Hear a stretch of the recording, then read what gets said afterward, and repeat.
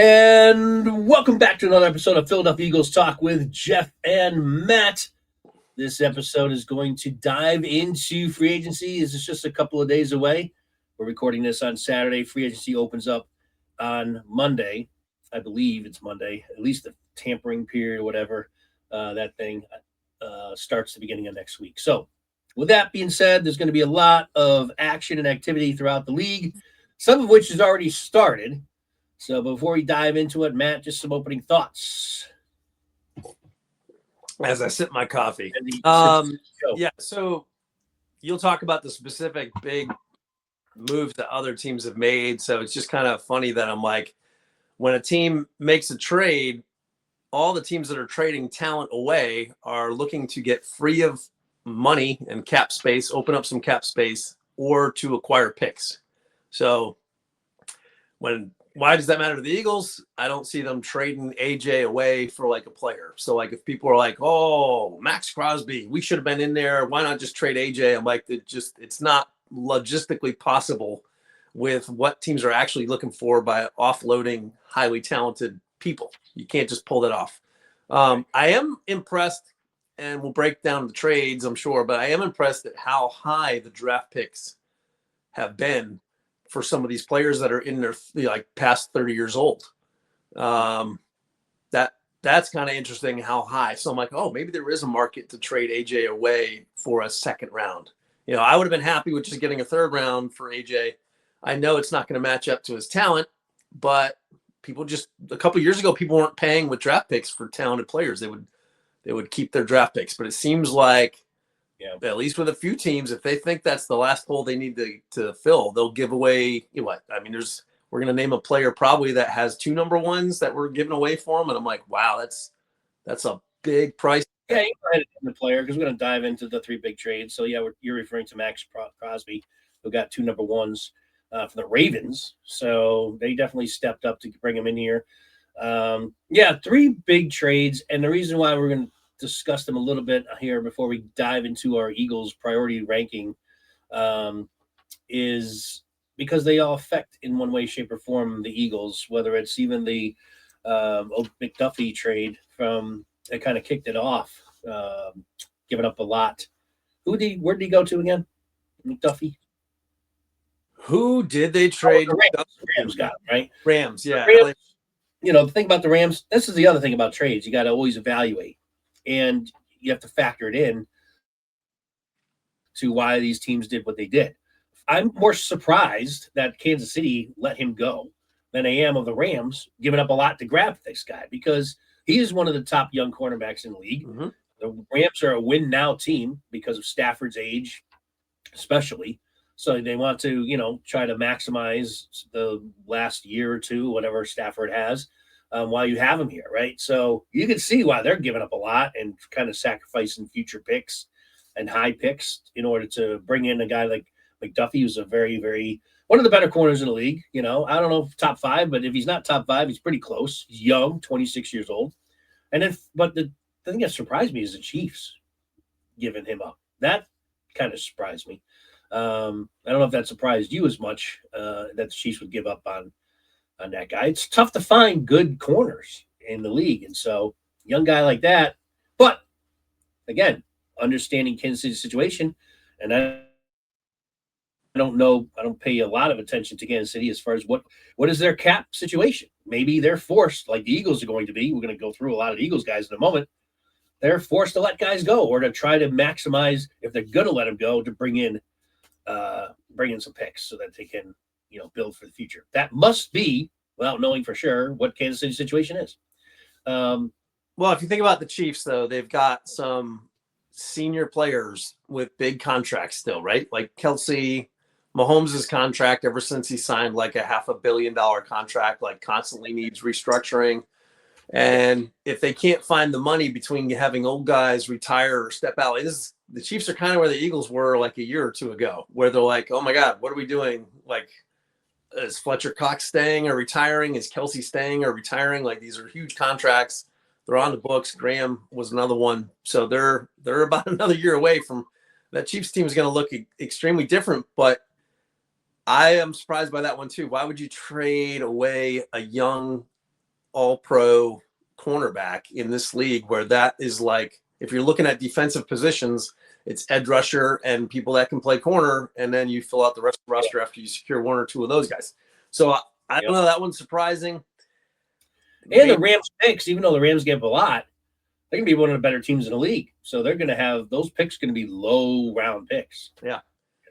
And maybe, maybe the Chiefs become a new trade partner for Howie, for AJ, maybe they got a draft pick that they can send our way. And if they just freed off all that money, maybe Andy Reid's like, I remember this when it happened on the Eagles and I had no receivers for my all-pro quarterback.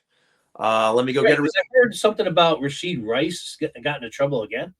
I don't know. So I'm not sure if he got in trouble in the offseason, but he had a shaky year last year, and he's the legal troubles are always put off, and then they deal with them after the season, right? I heard a blurb on the radio. They mentioned that Rice has still got himself in some kind of trouble again. I didn't get any details of it, but I just heard that. New trouble. So whether or not it's true, I don't know if he's in new trouble or if he just has to wrap up what he was in old trouble for. But it's just interesting. I'm like, maybe the Chiefs open up as a trade candidate for the Eagles to offload Brown. I don't know. Brown and Mahomes seems pretty scary. Mm-hmm. So I don't know. That one was interesting. Yeah. Well, all right. So we touched on that. So let's go to the other one. I guess we'll get Crosby out of the way because the one that's going to most impact or potentially most impact AJ Brown is the Bears trade. So Max Crosby, here's my thoughts on this. Over the last couple of days, I was like Max Crosby, yeah, he's a great player. I mean, he's definitely a really good player.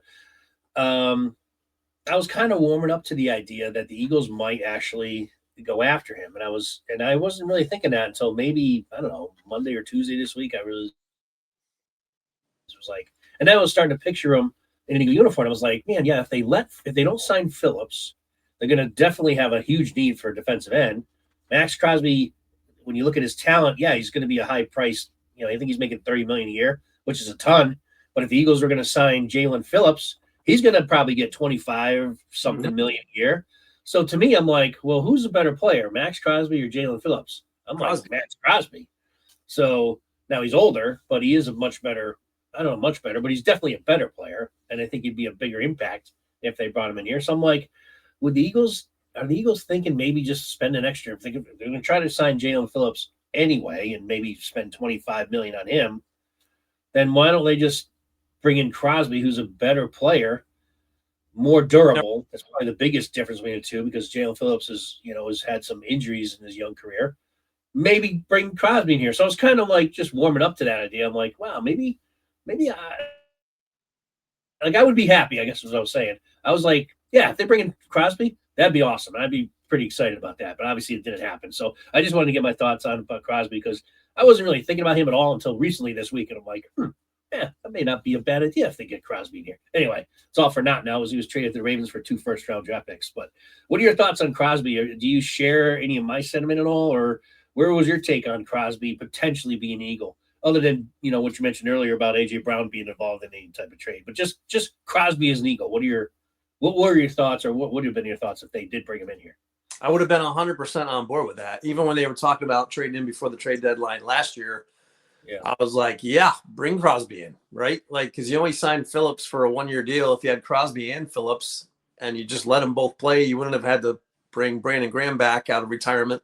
The thing is with edge rushers, those guys – they can play pretty well into their mid-30s if they're all pro and good. Look at Brandon Graham's impact last year.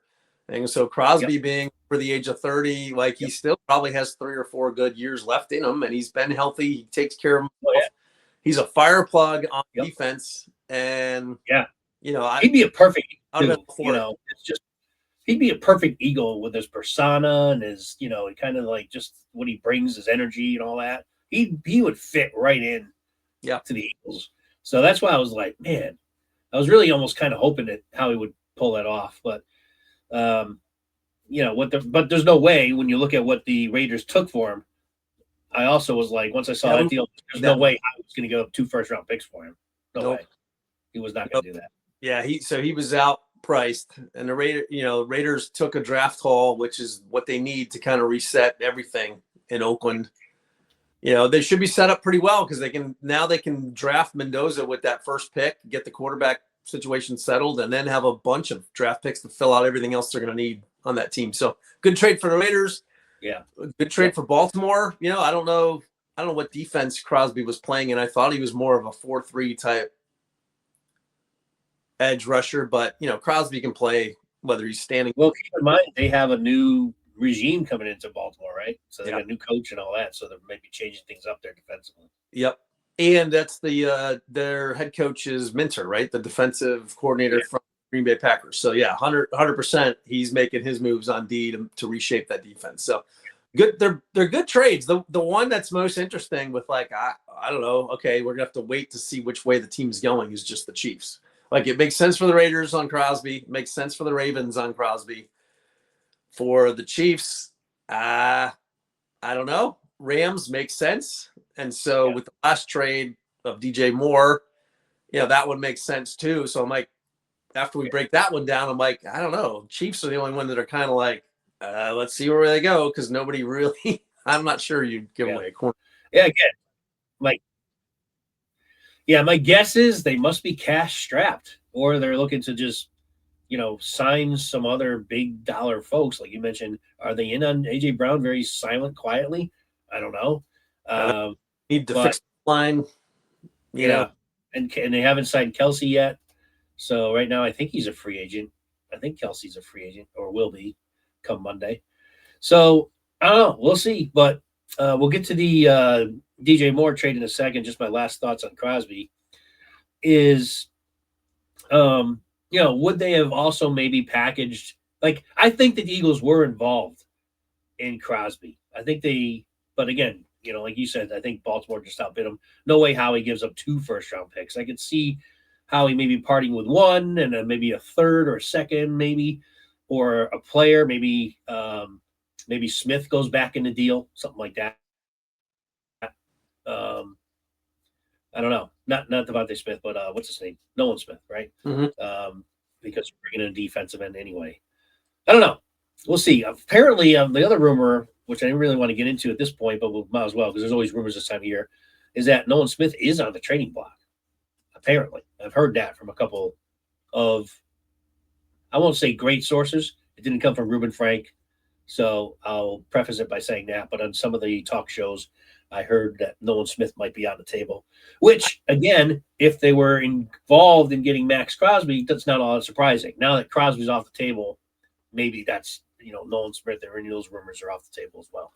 But I still think that would be alive just because they're going to wait and see what happens with Jalen Phillips. If they can Jalen Phillips, Smith is on the trade block. If Phillips walks, then Smith is probably not. He's being yanked right off the trade block. Yeah, it might be a start. He might be starting opposite of, I don't know. I mean, they have obviously Jalen Hunt. Jalen Hunt's certainly now in as a starter for sure. Yep. Smith had kind of down season, but all right. So let's so Matt and let's talk about DJ Moore real quick. This mostly probably directly impacts the AJ Brown situation. I do think for sure now, which is I kind of predicted, so it's not surprising to me. I thought that the Eagles were going to move on from Brown in the offseason. So when is it going to happen? Is it going to happen before free agency here on Monday, or is it going to happen afterwards? I know there's some cap implications as far as when the Eagles do trade him in terms of what their cap hit's going to be. But the more and more I think about it, I think AJ is gone. And I think it's just a matter of how much are the Patriots willing to give the Eagles, because I think that's where he's going to go.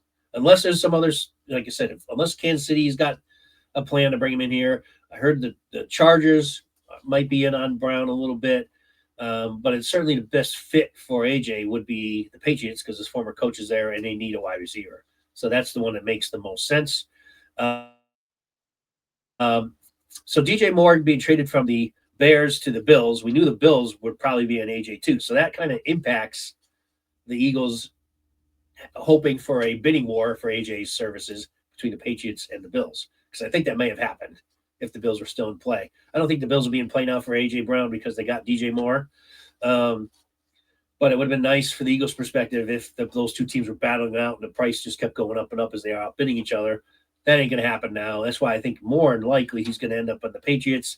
Eagles seem to be sticking, or Howie seems to be really sticking to wanting a first and a second round pick to even begin having a yeah talk about AJ. Are the Patriots willing to do that right now? The rumor is another rumor is that the Patriots have offered a first and a third, and Howie rejected it. I don't have any inside scoop on that. That's been reported by multiple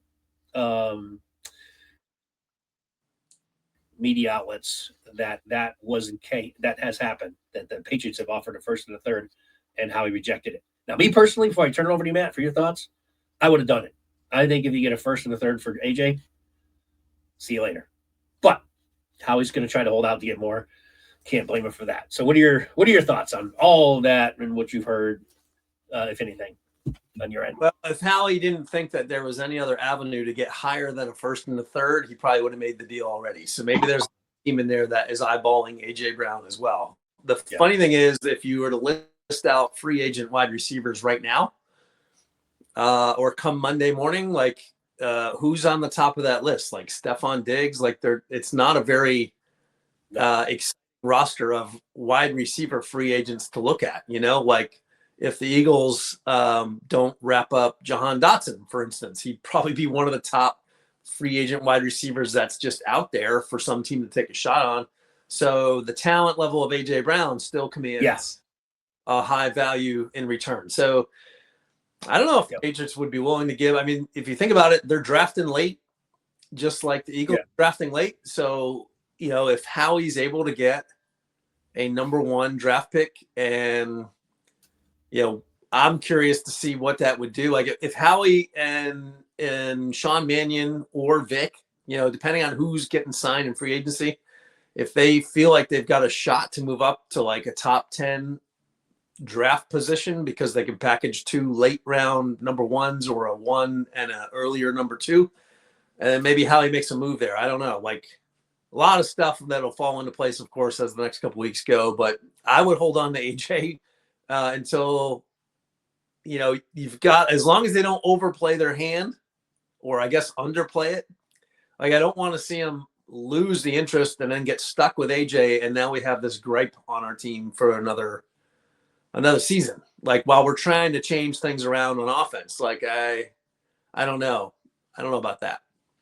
Yeah, I agree. And apparently, the Eagles are putting out there, or some of the media, same kind of media. I'm going to talk, and I am talking about kind of the Schefflers and some of the guys that typically get a lot of these predictions, or at least rumors, somewhat right, at least most of the time. They're never going to be right all the time, but they pretty much have pretty good sources. I consider them decent sources.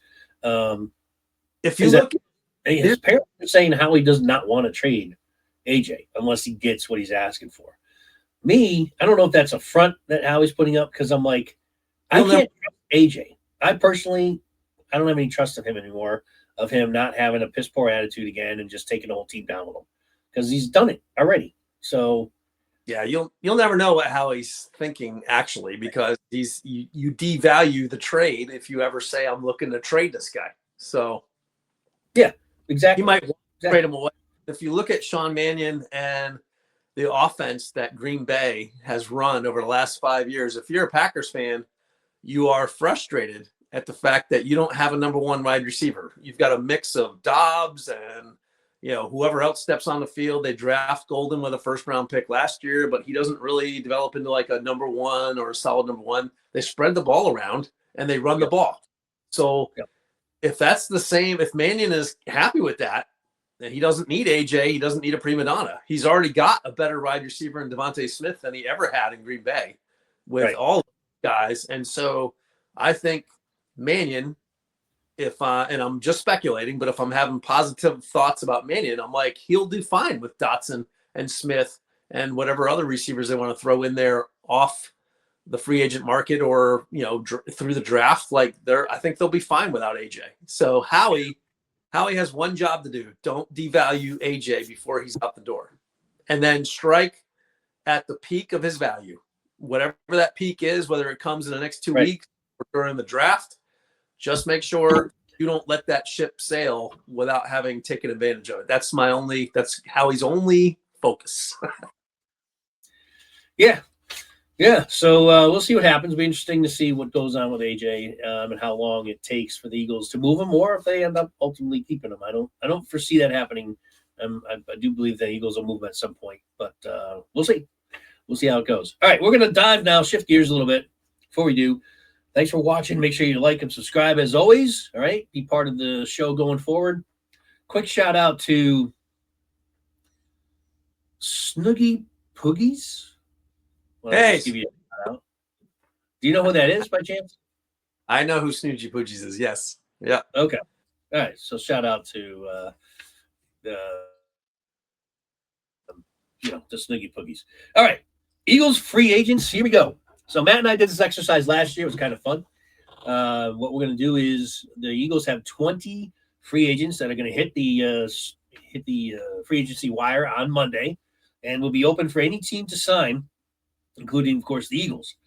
So Matt and I have taken those 20 players and have ranked them from 1 to 20 as far as what we believe is the priority for various reasons, and we'll quickly discuss as to why we have these players at where we have them, and then we'll see how this goes. We'll see how closely Matt and I's lists match up or don't match up as far as who the Eagles' 20 free agent players are. So with that being said, Matt, you want to kick us off, or you want me to go first? No, I'll kick us off. For your lastly ranked, we're getting 20 to. We're going to work backwards.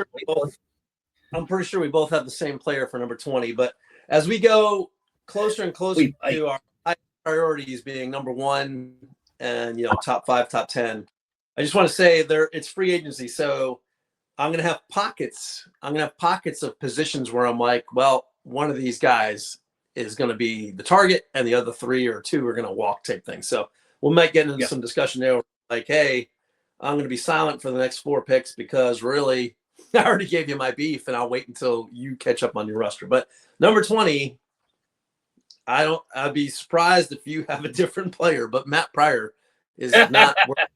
Yes, I have Matt Pryor also, and just to put it out there for the record, Matt and I have not shared our lists, so we have no idea where we rank who where. But yes, and I don't even know if we really need to put much discussion with him. All I'll say is nobody has had more experience to get on the field and have opportunities to demonstrate any sort of value than Matt Pryor has, and he's a liability if he's on. Yeah, and to that, nobody has ruined more opportunities than Matt Pryor. So yes, he is my ranked last number 20 as well. All right, on to number 19. Go ahead. All right, I wrote down a number 19, but I'm actually going to change him right now before I say it because I don't know why. Do you want to swap back and forth before you go, or do you want to just give yours first for every? Because I can, we can swap back and forth if you want. No, that's fine. Who do you have for 19? I'm moving my guy that I wrote for 19. All right, so I'll just go with my 19. We'll just go back and forth as far as who goes first. All right, number 19 for me. Maybe I just want him cut because I can't pronounce his name. Is defensive end Oka Nakawako. He's my number 19. And I know I butchered the heck out of his name, but that's just fitting for this program. So. Okarankwo. Yeah. Yeah, he might end up being a very low value guy on my side too. I just have him. I have him with a position group basically of priority, so that's where I'd put him. But my 19 would be after my last minute change here with moving another guy up the board is going to be Sam Howell because I'm not.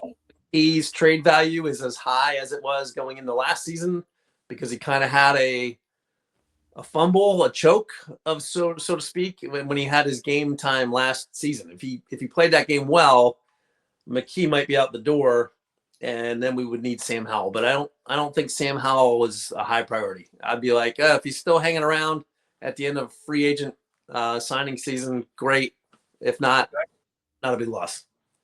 Well, I think we might have an early candidate as far as what would be the biggest widespread range between your list and mine. We'll see. We'll see if there's others. But maybe I think you might be surprised where I have him ranked. Just a little because I didn't really explain my my reasoning behind. Really, it's just, again, besides the fact I can't pronounce his name, I just didn't see much from him at all. So honestly, I'm not really sure if there really is some talent there or not. It's just that there's a couple times I did see him make the get on the field. He didn't really impress me at all. So I think the Eagles will just move on from him. So quick blurb on him. All right, Matt. So what do you got for number 18? 18. Let's go with Kyler Granson. Tight end. Okay. You know, I don't have much to say about him. He's not more important than Grant Calcaterra. So Granson is the first tight end to not care about.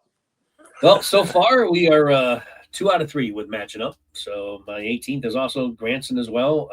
Haven't seen much and can't block at all, and hasn't really, at least to me, impressed me much when he has had the ball thrown to him. Not that he's had a lot of opportunities, okay, but I just don't see the Eagles re-signing him. So, okay, well, number 17 for me will be the second defensive end listed. Ojulari, I have as number 17. Quite disappointing, isn't he? Yeah, and that's the reason. Just had every opportunity again to break into a very thin defensive end lineup and just wasn't able to do it. So, to me, he's had multiple chances, high draft pick with the Giants, and didn't do much here to impress. So he's number 17 for me. Yeah, my 17, I'm going to go back-to-back tight ends. My 17 is Grant Calcaterra. Okay. Because he can move well, he can catch the ball well, but he doesn't seem to be able to block much at all. And he's also injured. He doesn't have to be healthy all the time, and yet he still is getting injured during practices. And great, have a great career elsewhere. Thanks for your time here. Not disappointed if you're not on the team next year. Yeah, I can see it. I can see your reasoning behind it. Those are my concerns with him as well. I thought when he plays, unlike Granson, he is impressive. He can get downfield. He does have good hands. But like you said, the 2 knocks against him are big. Can't block and injury prone. He's hurt a lot. And he also has that concussion issue too, where he had a bunch when he was in college, which is why he kind of dropped in the draft. And then I think he's had at least one with the Eagles too. So, those tend to mount up. And I can see why you got him there at 17. I almost was probably had him considering him around there as well. All right, you're up for 16, man. 16. Let's see. This is where things started to toughen up for me. Let me go with the defensive end group, right? So I'm going to start my run on defensive ends. So I kind of have them grouped together. There's 4 of them. But 3 of them are kind of in the same category. Ojulari and Okoronkwo, right? Yep. And I got BG in that as well, because I'm like, look, Graham played great, but I'm like, the guy should really be kind of moving on to retirement. Like, we need an answer at that defensive end position. Yeah. And if going into the season relying on Brandon Graham to play quality snaps, then I feel like we're leaving a gap there. Like something needs to be. Graham, he actually, at least it appeared to me, I don't know the number of snaps at what position, but to me, just visually watching the games, it looked like he was playing more defensive tackle than end when he was in there last year. Yeah. Yep. But so those 3 guys are going to take me from what number are we on? 16? Around 16. Yeah, that's my 16, 15, 14 would be Graham, Okoronkwo, and Ojulari. Whoa, man, you're skipping way ahead here. Well, that's my position. Like that's where my priority is for that position group. So those 3. So basically, you're going to introduce 15 and 14 after this, so that I can get past that defensive end position group. But that's where they are. Well, yeah, 16 also, because I haven't revealed my 16 either. Okay, so this is when things start getting tougher for you. I have to say that I really need to start feeling the squeeze on my selections until maybe 11. These were pretty relatively easy for me in terms of ranking them until I got to about 11. So my 16, as much as I hate to say it, because I love the guy, feel bad for the guy. I'd love to have him get another opportunity here, but I think talking about being injury prone, I have to put number 16 at Van Sumeren, the fullback. Again, I'd like to see the Eagles. Certainly, it's not going to be a cost reason why the Eagles wouldn't resign him. I think, but they might be just willing to move on from him. Kind of what I'm speculating, because he just can't stay healthy, even though he's pretty talented in terms of an athlete. Never were really able to find him a spot though. So number 16, I think the Eagles will move on from Van Sumeren. Number 15 is the guy you've already mentioned. I think you had him at 17, if I recall correctly. My number 15 is Grant Calcaterra as well. So, and we already spoke of the reason why I agree with the reason why you had him as low on the list as you had him. Health, mainly. He's got ability, though. So, I mean, it wouldn't surprise me. Getting to the point now where most of these guys that I have left, it wouldn't surprise me if any of these guys were retained by the Eagles. Maybe they bring Calcaterra back just to have, because again, I can't say because he knows the system either, because we're going to have a new system. So that's the other kind of monkey wrench in all this. Yep. Offensively. So Calcaterra, I see him going. He's my 15th ranked guy, as far as the priority to keep him. Number 14 is another guy that this is more or less just because I didn't think the Eagles gave him enough of a opportunity. Honestly, I thought he would be used more than he was. This is kind of a question mark at the same time, because again, we don't know what our new offensive coordinator is going to think of Sean Mannion is going to think of AJ Dillon, but AJ Dillon is my 14. Just wasn't able to catch on with Eagles, at least last year. I do like AJ Dillon. I think he's a guy that I wouldn't mind them keeping, but I have him at 14. Yeah, AJ Dillon. So I'll jump back in with 14 here, and that's where I have Ben Van Sumeren. I'm just not sure if he even fits with whatever they were trying to experiment with. The old group is over because Mannion and the new offensive guys are in. But at the same time, whether he played at linebacker or fullback or wherever they were trying to find him a spot, the guy just seems to be an exciting player to watch. And he's a hard worker, and he's just had the worst possible luck in the early beginnings of his season. So we'll see. Maybe he's not a threat to sign elsewhere, because I don't think anybody else has their eyes on him. Not at all. He's probably a future practice squad guy, maybe. Yeah. And it would be great, if Vic wants him back at linebacker, and then maybe Ben Van Sumerlin's tied to what happens with Nakobe Dean, who knows. But he's at my 14. So okay. I'll give you my 13 to move forward. Go ahead. You can do 13 as well. So that's no surprise where AJ Dillon falls on my list. I'm not sure if he has experience with Sean Mannion or not when Sean was with the Packers. Right. That's right. That's true. Dillon, he's a ground pound type guy. He's not going to be very explosive. He can catch the ball out of the backfield, but I'm like, can't you draft running backs anywhere between like the second and like fifth round and find some speed or explosiveness that is worth experimenting with? Yeah. So, AJ Dillon, he's not one of those guys I'm going to worry about if he's not on the roster. Yeah, so we were very close on really the last three guys. We had them basically interchangeable. Dillon, Calcaterra, and Van Sumeren were my last three guys. And yours were pretty much right in there as well with those three. All right, my 13 is Uche, defensive end. A guy I would see the Eagles. Now, once we get into, for me, again, it was number 11 when I really started to get a little feel of the squeeze here as far as how to rank these guys. But Uche, I think, is a guy they may still be interested in bringing back, because I don't think he'd be demanding a ton of money. I do think, unlike Ojulari, when Uche was in there, he at least got some pressure on occasion. So he definitely showed a little bit more than Ojulari did. But again, when it comes down to ranking the priorities here, I got him settling in at number 13. Yep, can't argue with that. He's my highest ranked out of the position group, so I separated him out from Ojulari, Okoronkwo, and Graham. as being a little bit more higher priority. So I'm not quite there yet with Uche, but what number are we on? That was your 13?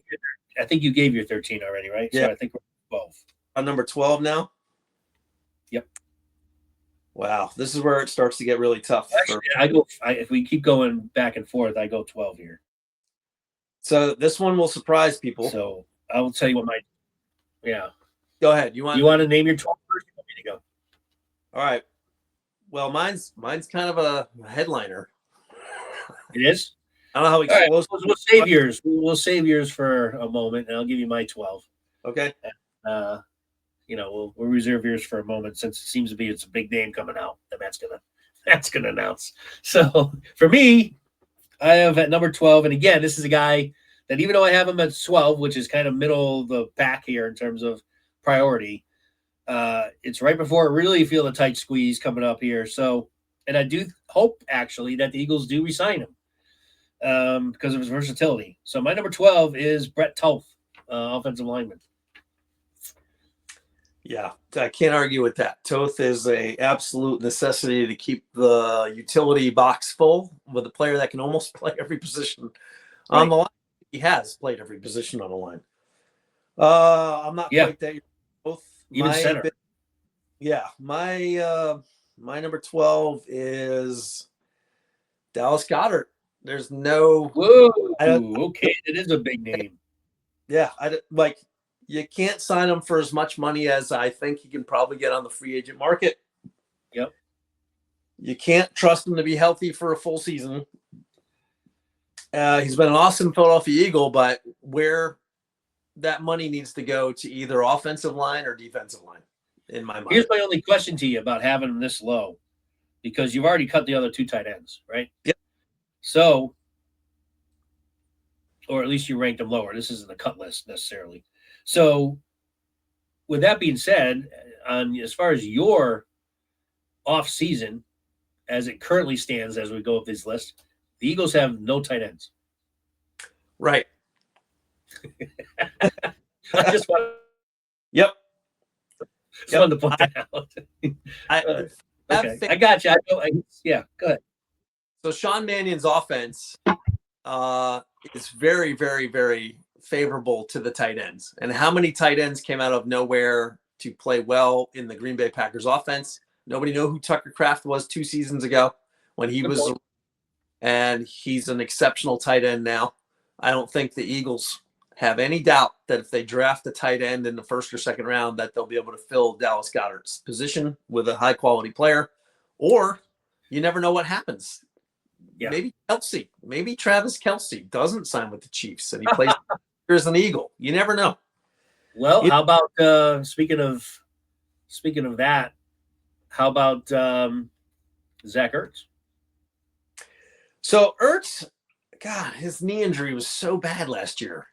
Yeah, but apparently he's already working out and stuff. Yeah. And that's the thing. So whether it's Goedert or Kelce, amazing draft pick or Ertz, I think the tight end position is something they address after the draft with whatever remaining free agents might be out there. Even if they get a stopgap guy, one of these guys would come back. If Goedert didn't sign a big deal somewhere, then maybe it's Goedert. If Calcaterra doesn't sign a big deal somewhere, then maybe Calcaterra comes back. But it's a post-draft position worry is, in my mind, what's going to happen. I agree with you. Because I actually hear that the Eagles are interested. Well, I don't know if I agree with you in terms of post-draft, although it could very well be because nobody knows what the future They might address the draft. The Oregon. Well, I'm just saying it could be in free agency. Maybe the Eagles are not willing to give Goedert a bunkload of cash because he is older. But I'm hearing there's an interest in the young, talented tight end in Cleveland. I forget his name now. Yes. He's not that young either. I mean, he's got 6 or 7 years in. Yeah, well, he's still healthy. Goddard, though. Maybe like years. But I've heard that the Eagles are interested in him. So, and maybe they can get him a little less. I'd welcome that because I think that guy is a boatload of talent. Yeah, I think him spending a lot of money there, though. That's all. That's why I have Goddard. Yeah, I hear you. I mean, you're right. They don't have a lot. They already spent a ton of right now. It's like this: the balance scale. The Eagles' offense is where all the money is, and that's going to be shifting, and it's going to start shifting this year. because the Eagles have a lot of young talent on defense that they're going to need to lock up. So, all right. So Goddard is off of Matt's list. I guess we'll remain in suspense to see where he is on my list. Number 11, Matt. And this is where, like I was saying, I really started to feel it from 11 up. So who's your number 11? Well, 11 would be, let's go back to the defensive end position. This is where I would throw Josh Uche. Uche? Okay. Yep. Uche. And that depends on what they do at the top with Phillips. But Uche has some value, and he's the one guy I would keep out of basically four guys. Ujulari, Okoronkwo, Graham. I would sign Uche before all those guys. Yep. Well, I'm about to release my number or reveal my number 11. Before I do, I just wanted to put out there that you may recall that there's somebody that you released at number 19, or not released, keep using the word released, but yeah, as 19 priority, and I haven't called that name yet. Just wanted to put that out there. Because I said there's going to be a big range. Here we go. My number 11. This was a tough one. But, and again, once you get close to the top 10, these are guys that I don't think I can safely say that neither one of us would be surprised if the Eagles try to resign him. No, that's the whole purpose of this list, right? Was ranking him from lowest priority to top. So my number 11 is Marcus Epps, safety. A guy that is every time he's been an Eagle has performed. He's played well. He's versatile. He can play both safety spots. And so even though he's right in the middle of my list here, I do think I could see the Eagles offering him a deal and getting him relatively still in a cheap, good veteran guy to have on your defense. So Marcus Epps is my number 11. That's interesting because that might be the other competition for the biggest gap in between two people that we have. So, all right, you have Epps at 11. I have Brett Toth at 11. Okay. Yep. Very close to mine. Yep. Utility. Offensive lineman. Absolutely need to get Brett Toth here. Yeah, I agree. I think Toth will remain here. I don't, and the main reason is I don't know how other GMs in the league have really recognized how much the Eagles have utilized him all over the place. So I think the Eagles will probably value him more out there than others. They probably just see the list. Oh, Brett Toth, and probably pass over him. So I think Toth hopefully will be back in some capacity here. All right. You're up for number 10 as we break into the top 10. So here we go. All right. Drum roll. Number 10, Reed Blankenship. Ooh, Reed at 10. Okay. Because I think he's the more expensive out of Epps or Blankenship. So he's going to be a lot more expensive, yeah. Yep. So I don't think, because Epps is 30 years old, Blankenship's obviously younger. I think Blankenship has played awesome when he's been an Eagle, but I also think that he's played at his ceiling ever since his rookie year. Like he has been a really good, solid, steady safety. Yep. But I don't think there's much upside beyond what we've seen. Like we've probably seen Blankenship's best season already is where I'm at. And if you look at Epps' best point, if you look at Epps' best season, I don't think it's all that much different than a Blankenship best season. So I think Epps will come in at a cheaper value, save some money, 2-year, 3-year deal. I don't know. 3 years might be even too much, but I just see Blankenship in the same category as I see Goddard as a position where, all right, they're great players. Thanks for your time. Yeah. Focus is going to be filling some holes elsewhere. All right. I agree with all those points that you're making. Or free, if you sign either one of those guys, Goddard or Blankenship, you're impacting Jalen Carter and the youth that you need to sign in the next couple of years. That's why they're going. I'll throw the only carrot in there because you're right, 100% right. Unless they move AJ Brown, because even though they're going to have a lot of dead cap hit, that does free up a lot of flexibility in terms of the Eagles being under the cap in terms of money. Yep. Dead cap money and cap money are two different things. Yeah. Yep. But yeah, like I said, you made all good points as to where you have them. I agree with all those. I don't have them obviously coming in. What I'm about to say for my number 10. Obviously, I also moved on. I had Epps as a lower priority, so we flip flop there. You have Epps as a higher priority, only because, and again, you've mentioned you've give us your reasoning, which I agree. Um, I also agree. So when I name, I'll save it for when I have my talk about Blankenship, because we'll dive into it a little bit more. Number 10, coming in at 10 for me, is Johan Dotson. So a guy that I really do think the Eagles should try to keep if they could. My thing with Dotson is, because I do think the Eagles will try to keep him if they can. I don't know if Dotson wants to stay here, because he's, he came over in a trade, so it's not like it was his call to sign with the Eagles. And he hasn't, if you're looking at him from his perspective, he has not been given a chance to play much. I mean, I guess he's played much, but he doesn't get the ball ever thrown to him. So he's probably frustrated. Like, if I'm Dotson, I'm like, man, I'd rather go to a team that's going to use me more. I've been stuck here in a 3 spot. My abilities, I've done every time they've thrown me the ball, I've caught it. That's my justification putting me at 10, because I think it's more Dotson wanting to probably go elsewhere than re-sign with the Eagles. And so at number 10, that's where I have Dotson. The funny thing about Dotson is you never see him alligator arm a ball. You do see him catch the miss. When Hurts is accurate, he's accurate. When he's a little off, he's a little off. And Dotson catches almost everything, whether it's accurate or a little off. And he does. He's the ultimate team player. And if he's just hit, there's no player on this team tied more into the A.J. Brown dealings than Dotson. Like, if Brown is gone, fine, because we have Dotson. And we can sign him to a 3 or 4 year contract, and we'd be fine with Devontae Smith, Jahan Dotson, and then draft a couple guys, add some free agency, and we're fine. Doesn't make me worried at all. So I'm a big fan of Dotson. He could be every week for how high he was drafted, and he's just a good player.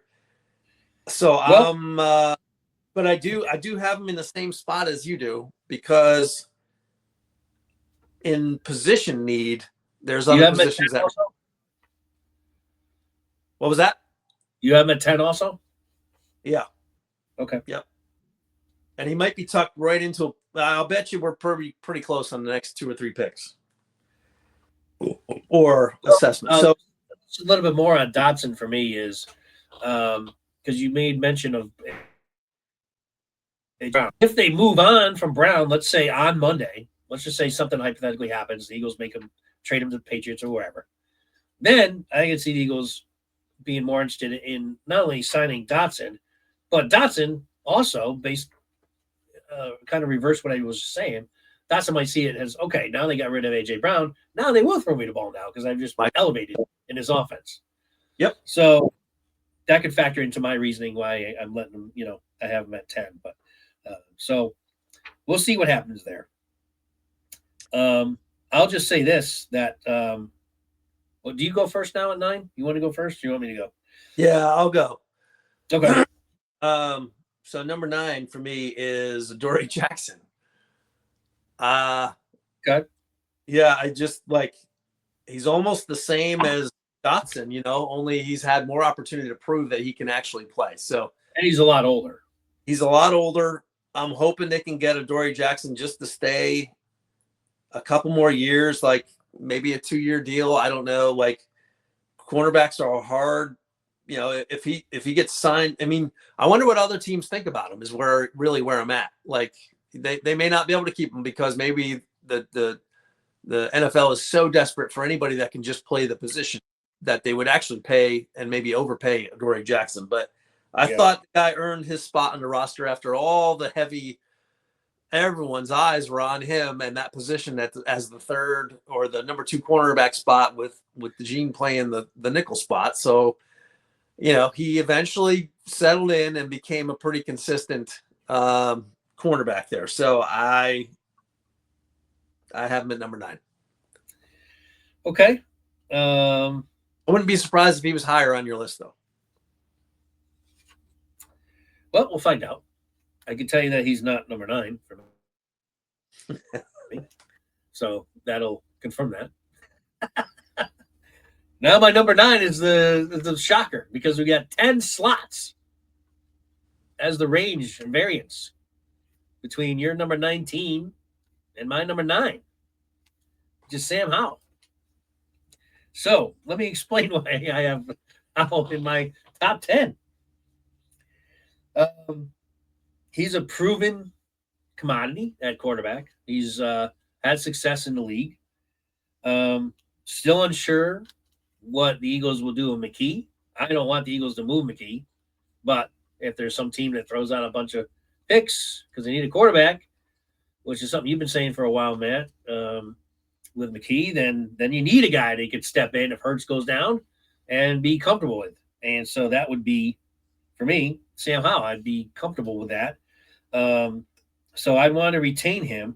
I also don't think that they need to retain him at what he's currently making because he was being paid as I think he was making $2 million, or I don't know. It's not a ton of money for Howell, but I don't know. I don't know what his asking price is. So that's kind of what maybe the quandary in retaining him. Like if Howell's agent wants him to be paid like, I don't know, $8 to $10 million to be a backup quarterback, or if he still has aspirations that he thinks he can start somewhere, which I don't know, maybe. So I got him number 9. So without elaborating and going on and on and on about it, I just think the value there and the opportunity to sign or re-sign a guy that has got experience to come in if Hurts goes down, especially if they move on at some point during the season because they get this great offer for McKee. Not to mention, McKee is a free agent after the season too, so do the Eagles retain him or not? Anyway, Howell's at number 9. So we have a 10-person gap there. Not that interesting. We know what your thoughts are on Howell, so I don't know if you want to elaborate. No, I just think Mannion and the new offensive guys that are coming in probably have their eyes on some other guy that they have experience with that they would feel that. They could. Yep. No doubt. That's very possible. All right, I can go number 8. I'm just going to go with number 8 just because it blends in. You did name number 9 was the Dory Jackson for you, right? Yeah. Okay. So my number 8 is Adoree Jackson. So that's why I just might as well get that out of the way.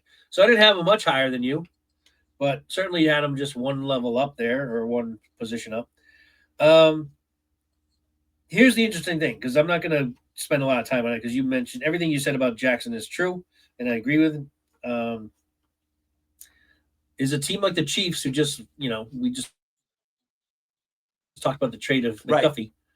Right. The Chiefs would be maybe someone that, Adoree Jackson might be being targeted by the Chiefs to come and bring a vet in and slide him in there in that spot. So we're not sure what the competition is for Adoree Jackson. I do think the Eagles would like to probably bring him back for the reasons you mentioned for, a year or two, just to have that vet back there.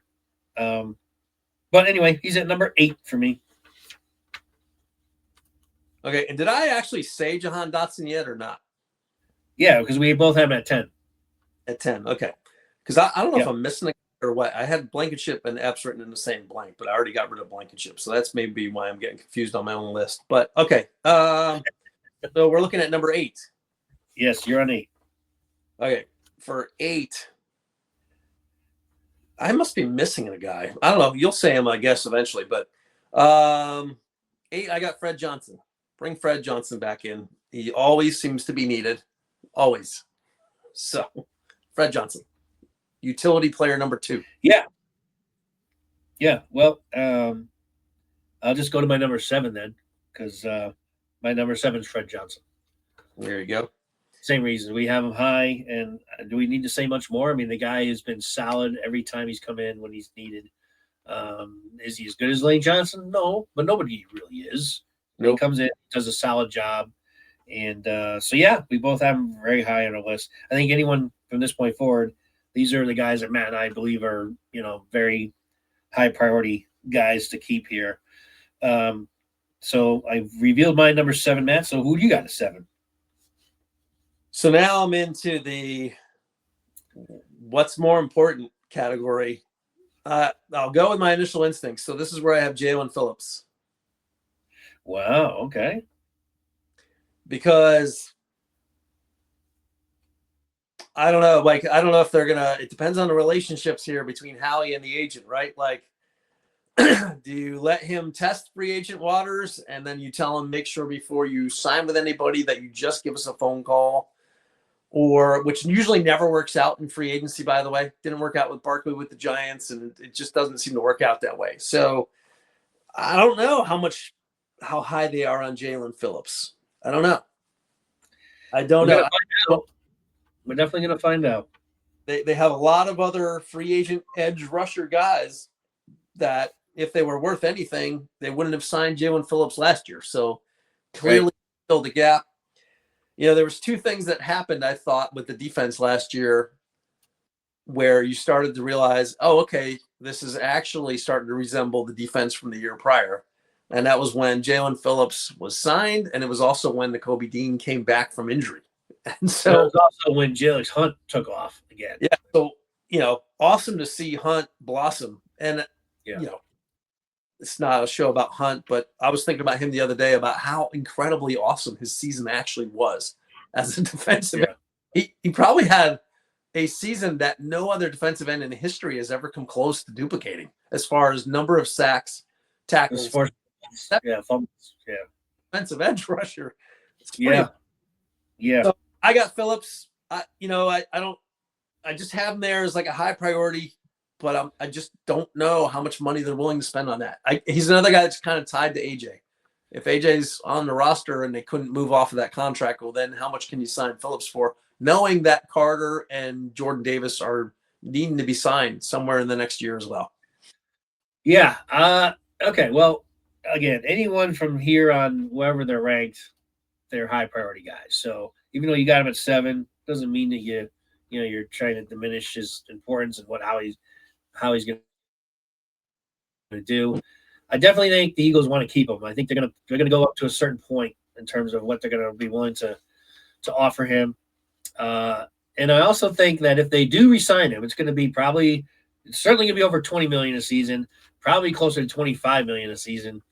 Is Howie willing to go that high? We'll find out. But if he does, I think it increases the chances that they will move A.J. Brown. That's what I think.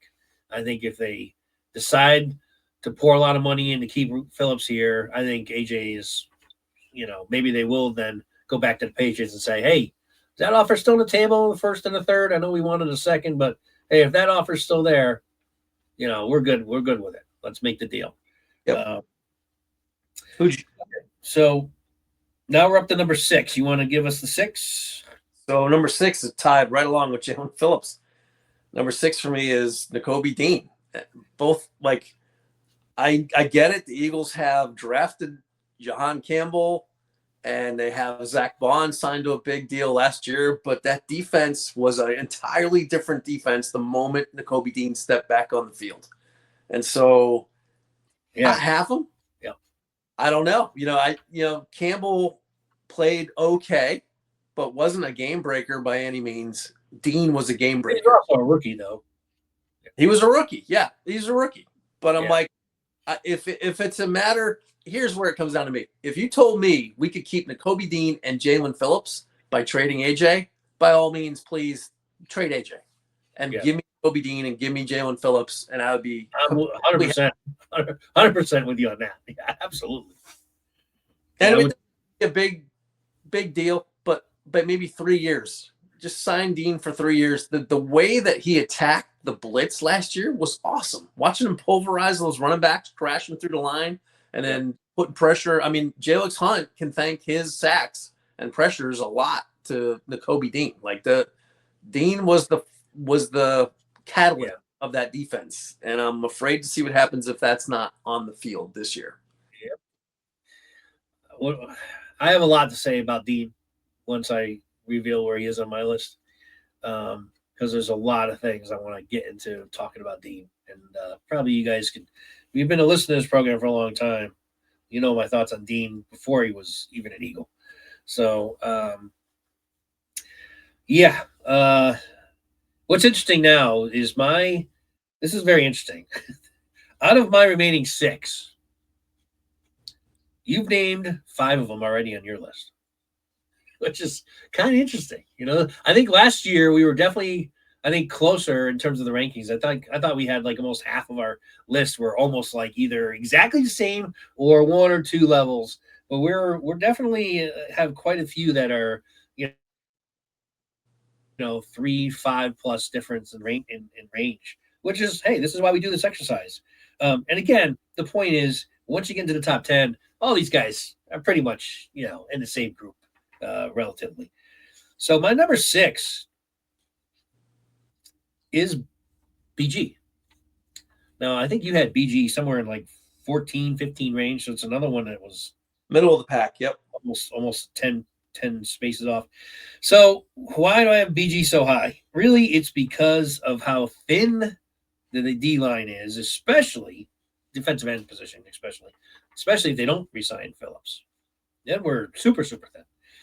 And secondly, with BG, he still showed he could play.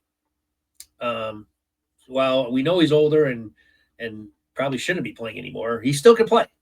And his versatility, as I mentioned earlier, he's been able to even slide in and play D tackle. So, which it didn't surprise me that he could play D tackle. His big sack, the big Brady fumble in the Super Bowl, he was playing D tackle on that play. So it doesn't surprise me he's been able to play both positions well. But it's really just a matter of how thin they are and the fact that he apparently still wants to play at least one more year.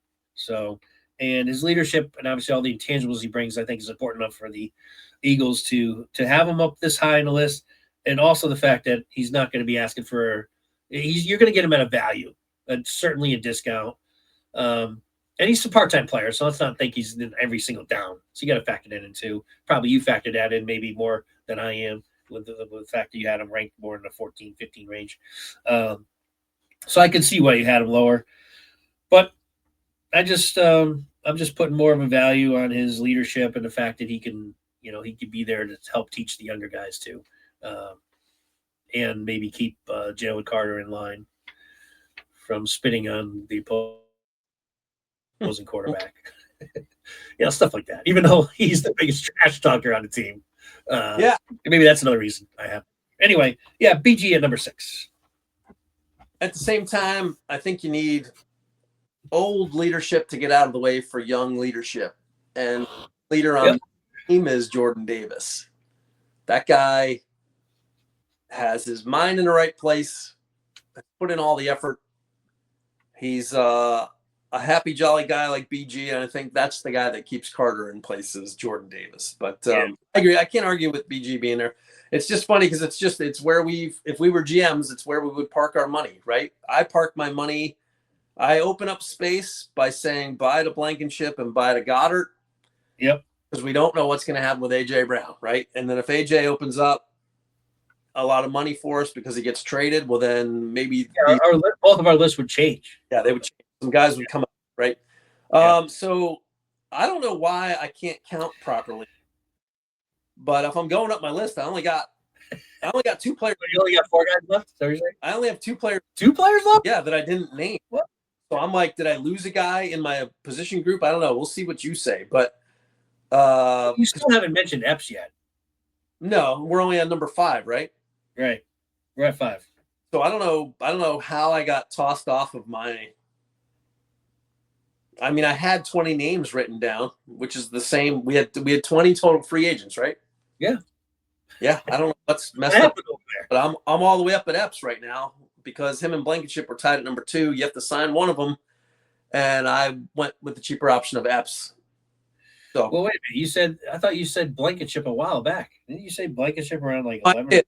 Basically, my number 2 highest priority on the list was you have to sign one of those safeties. I go with Epps. So that's why Blankenship was further down because I think he's going to get more demand, and we can just sign Epps for cheap and still have a high quality safety. So, and I don't know where these other 3 guys are where we're counting 5 to 1, but Marcus Epps is one of the last names I have on my list. I don't know. What the heck did you do over there? I don't know. I've got. All right. Well, I mean, because I have 20 guys listed here.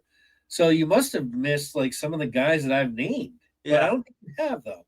No, we definitely talked about them. There's nobody on my list that we haven't talked about, but I must have.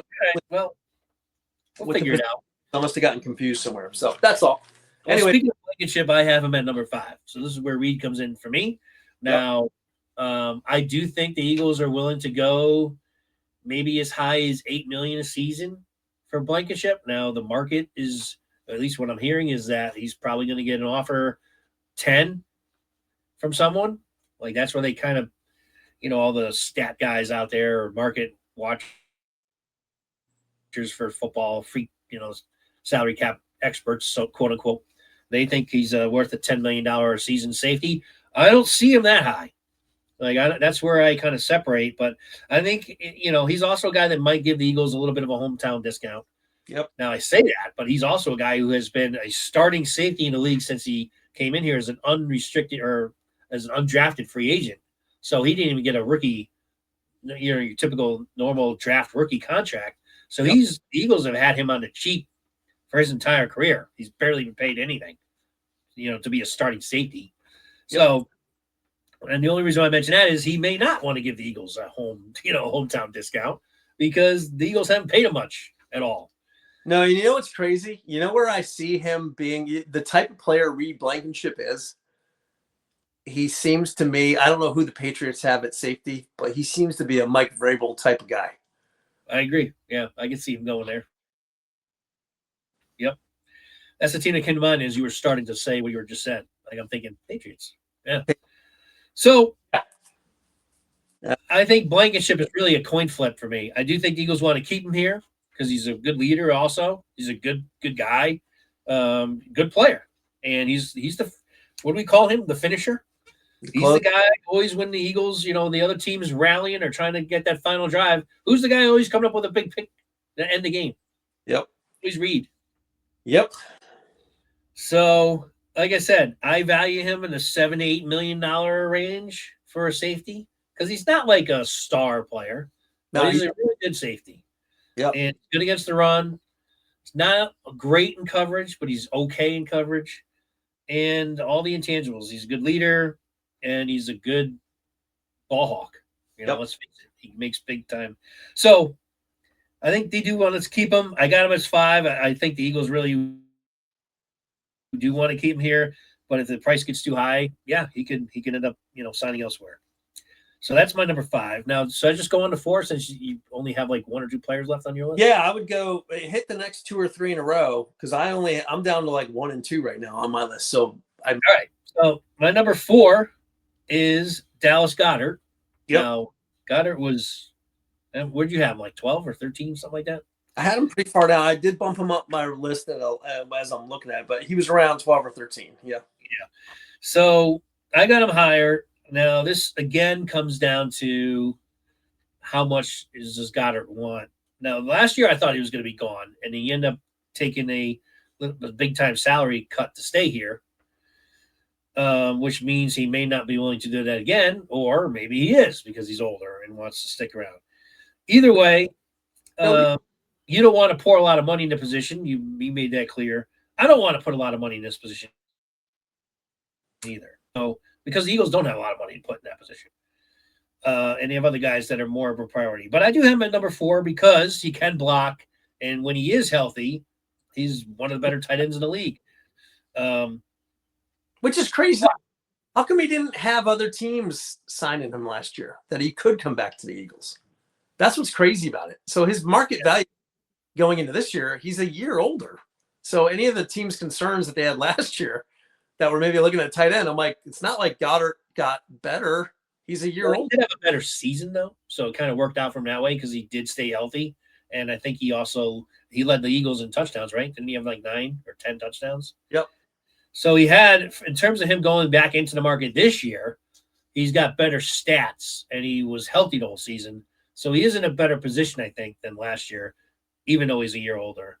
But is he, top dollar tight end? Like, is he going to get a team that's going to give him, $12 million a season? I don't know. If there's not, then his market remains low and kind of a quote unquote bargain, and the Eagles can bring him back again for relatively what they were paying him this year. I can see him be back. Yep. So, all right, I'll go one more because then I'll have 2 remaining after this. My number 3 is Phillips. So I got Phillips higher, only because I do think that the Eagles want to keep him because it's such a thin. They're just so thin. If they lose Phillips, and who the heck are they going to have start? You got Nolan Smith, who had a great season 2 years ago, but didn't do much at all last year. And you have Jalen Hunt, who's a rising star player, and you have BG, who's 100 years old. So this, to me, would be a big loss if they're not able to retain Phillips, but he's going to be the top defensive end on the market. So there's going to be a lot of teams bidding for Phillips, and I don't know how he's going to be willing to go. No, and the only other guy that's out there is Trey Hendrickson. I've got number 3. So if you let Phillips go, then are you in the market for Trey Hendrickson for a 2-year deal? Because he's another aging player who's not as good as Crosby or Phillips or any of these other guys. Yeah. It'll be interesting to see what happens there. Yep. But again, Hendrickson's coming off. Wasn't he injured last year? He did get injured, didn't he? Because the Bengals re-signed him and then he got hurt. Yeah. So he's coming off injury, and he's older, a little bit older than Phillips too. So you got a 26-year-old defensive end with his intangibles. I mean, again, he hasn't been like a star, defensive end, but you look at his athletic ability, and he gets kind of like a middle of the road 8 to 10 sack guy, and he's young. He still gets the quarterback to move out of the pocket. Pressure. Yeah, even if he doesn't get sacks. Yeah. All right, so that's where I have him coming in at 3. So, Matt, why don't you give us your number 2 then if you got 2 guys? Well, we already talked about Epps, but like Epps is my priority signing. You have to sign the safety. That's all. Okay. We already talked about Epps. So, Epps, you have number 2. What was that? You have Epps at number 2? Epps number 2, yep. Yeah, so that's a 9. That's a 9-person gap too. So we got like 2 or 3 guys that have like either 8 to 10 gaps in our rankings. Yeah, I mean, I talked about Epps, and I said that's when the list really started tightening up for me. Is at 11. That's where I had him coming in. Yeah, he's important, no question. Yeah. And if they decide to move on, if they decide like first day, I can envision this. As soon as free agency opens, Blankenship signs an $11 million contract for 4 years with the Patriots or something like that. I can see the Eagles' immediate next move signing Epps. Yep. And honestly, you articulated Blankenship, but I'm like, the difference between the two, if you had the pros and cons, I'm like, playmaker, that's Blankenship. But if you're talking range, Epps probably has a little bit more range. And then with tackling, they're both really good, consistent tacklers.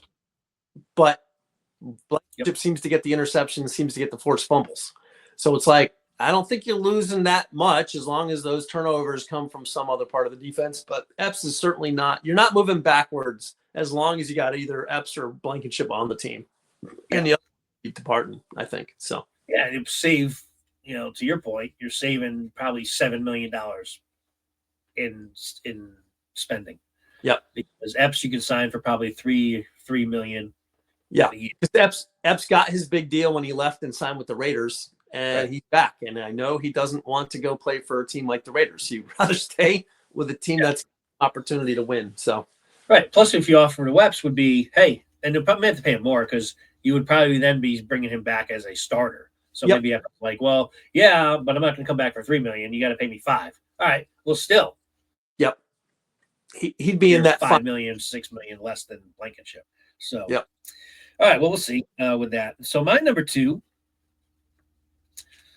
It's amazing. This may never happen again. Having a punter as one of your top priorities. But how could you not want to re-sign Mann after the season he had? So I have Mann as my number 2 priority. They have to re-sign Mann and bring him back. You would think it wouldn't be all that difficult to do it. Like I don't know. They do. Whoever is their lead scout on finding punters, though, has done an amazing job over the last year. I know. Yeah. With the Eagles. And the Eagles never pay punters either. So that's the thing. And I won't argue that at all because my number 1 is Braden Mann. Braden Mann be signed. Yeah. I mean, it's amazing that a punter is, he's number 1 on Matt's list. He's number 2 on my list. That a punter has that much of a. Of course, we saw a lot of them last year because our offense was so crappy. So he had plenty of opportunity to punt. And heck, how many times did we say what a factor in the game he was if the Eagles either came back or was they able to hold them defensively? It was because of was almost keeping them, punting it inside the 20 or inside the 10 consistent almost every week. Like, well, the Eagles are awful to watch right now, but they're still in it thanks to Braden Mann. And then all we need is a play, and they got it enough times to make the playoffs. But yeah, Braden Mann, my number one. Which, if I'm counting names correctly, that means your number one is. Well, before we move on, I just want to give one more comment.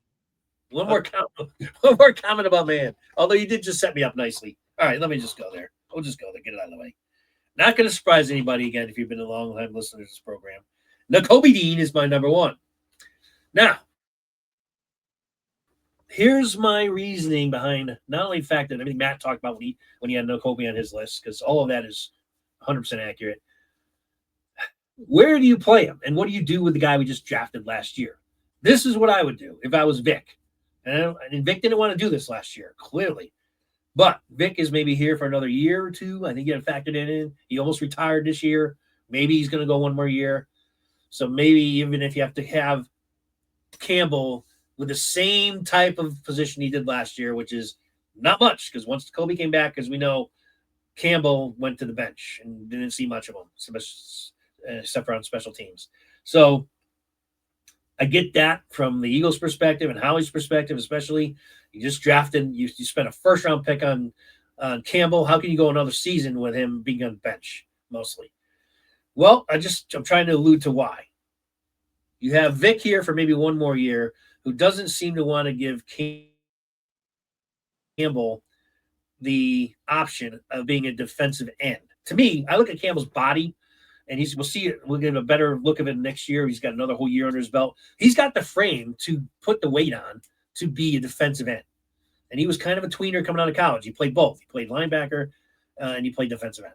So here's what I envision. If I was the next defensive coordinator or Vic, sign Nakobe Dean, keep him here with Vaughn, and start changing or moving Campbell to defensive end. You got another reason why I had BG up here as high as I did, because BG can work with him while he's still on the team and make this guy defensive end. Look how thin they are at that position.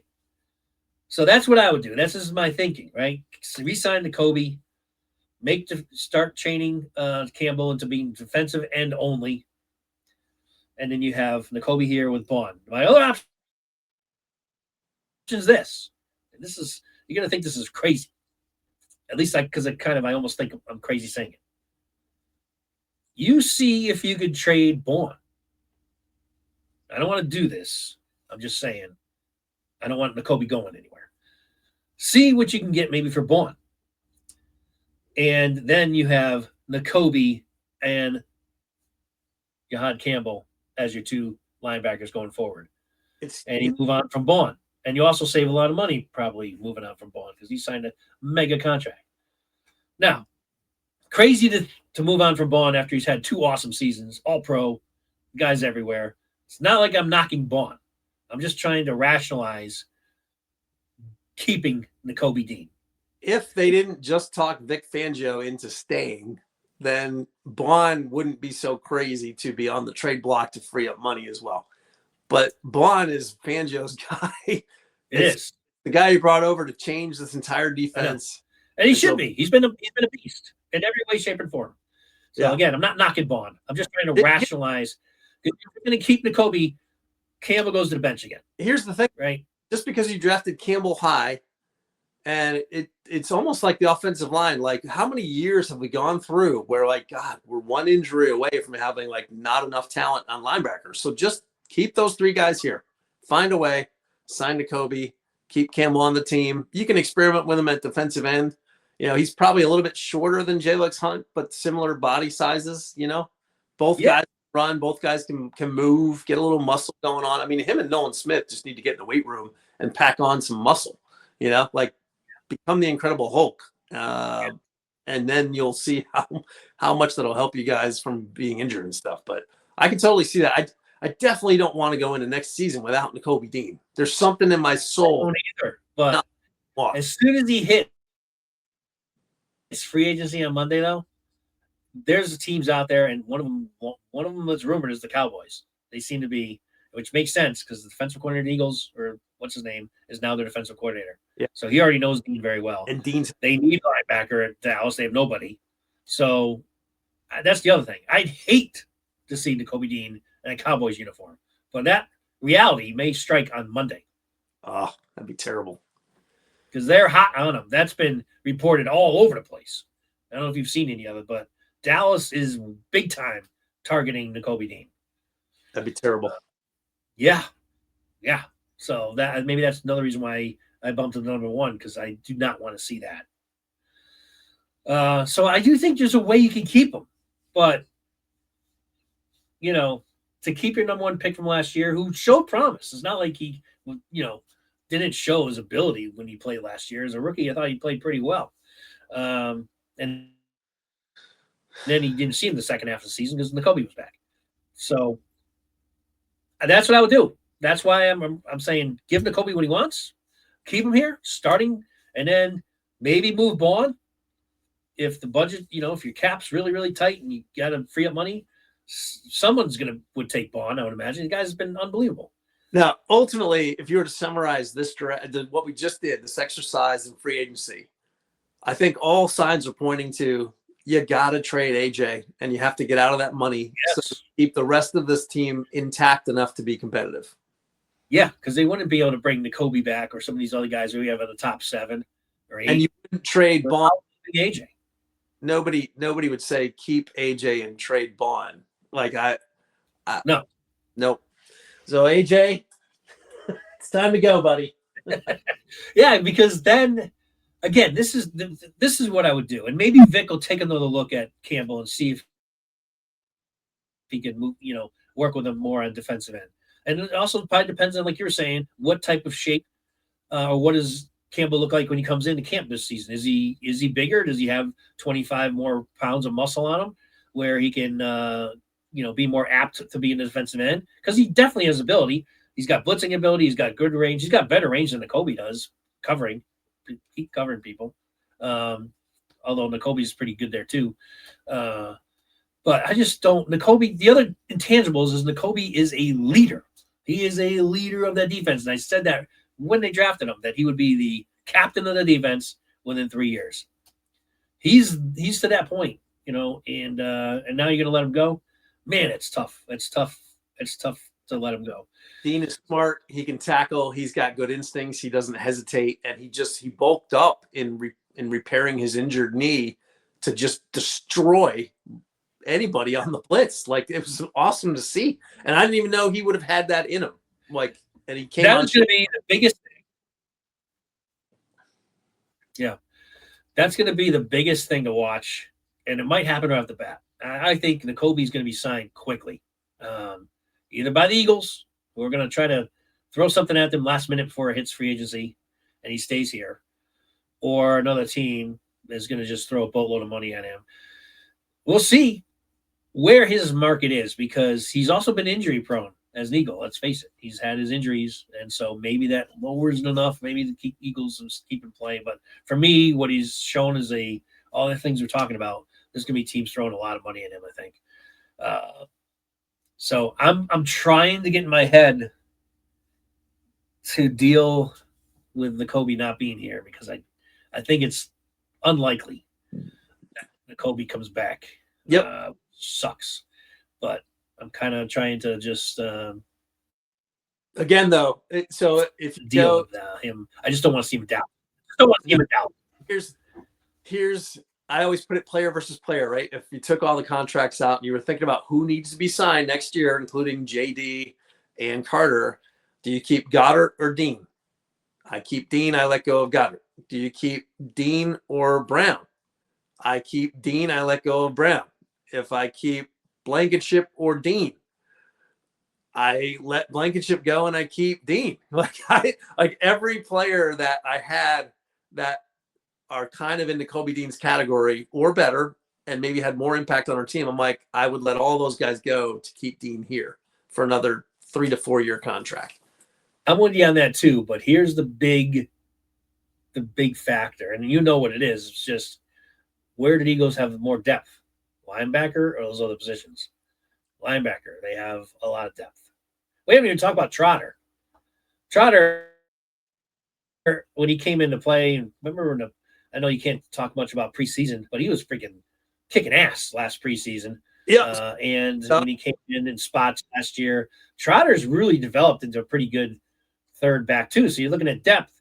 You want to keep 4 linebackers on this team, one of them being your first round pick, and him on the bench. You already got Trotter on the bench. Yeah.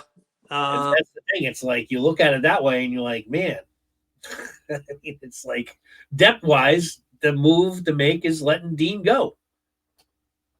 But if he gets a big contract and a big offer from another team, yep, Dean will be gone. We'll see. We'll see. It depends on how much risk adverse GMs are out there. We know how he spends money on injured players, no problem. He has no fear of signing guys that were injured a year or 2 prior. But let's see where Dean comes in. Yeah, it'll be interesting. So, and we'll be back to talk about it. So we'll probably do a midweek show because I'm sure Monday's going to have a lot of free agent activity. We'll see if we're mourning the loss of Dean or not. I think we all got to prepare for the loss of Dean. So I'm trying to mentally to do that. But we'll probably have a Wednesday or Thursday show. We'll let the first 2 days of free agency is really when all the news breaks and all that. So, depending on our schedule, maybe we'll come in. Maybe we'll even do a Monday night show if there's some big time moves that are made. We'll see. But we'll certainly have a show probably Wednesday or Thursday to kind of recap what happened with the Eagles and what's going on in the NFL. So make sure you like and subscribe so you don't miss out on Geoff and Matt's take on everything. So, Matt, any closing thoughts? Yeah, thanks again to Snoogey Poogies. And we give him a shout out. I have no idea what the shout out was for. I don't know what he commented on. I didn't read it, but I do know Snoogey. I think he just said "let's go" or something like that during our last. Thanks, Snooge. And it wasn't like anything specific. Just made a comment. Let's go. Gotcha. So thanks for that. Rosters are going to change. They always do. It's exciting to think about where we'll get information by Friday next week of which way this team is heading for the new season. Do they load up on offense? Do they load up on defense? The first guy they might sign before any of this stuff happens might be Jalen Carter, might be Jordan Davis, Yeah. and then that'll dictate which way they play out the rest of free agency. So it's exciting time. Everyone has their favorite Eagles. Let's see what happens, See what happens. I mean, we were talking about who the Eagles may potentially lose, but who else were the Eagles targeting to bring in here? We didn't talk much about that, but that's what free agency brings. A lot of uncertainty and some surprises. So we'll see where the Eagles fall. With that, thanks for joining. And again, Matt and I'll be back. We'll figure it out. We could very well have a show on Monday night. We'll see what happens. But for sure, we'll recap free agency during the middle part of the week. So make sure you stay tuned, like and subscribe and all that. Until next time, fly, Eagles, fly. Sign to Kobe Dean. Matt, close us out. Go Birds, baby. We'll catch you next time.